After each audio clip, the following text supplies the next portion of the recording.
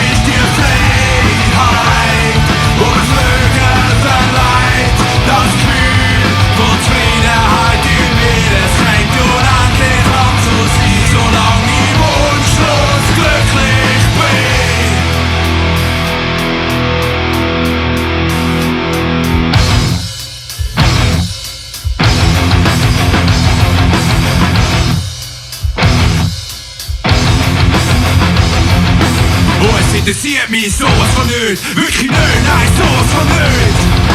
Oh, es interessiert mich sowas von nicht, wirklich nicht, nein, sowas von nicht. Will man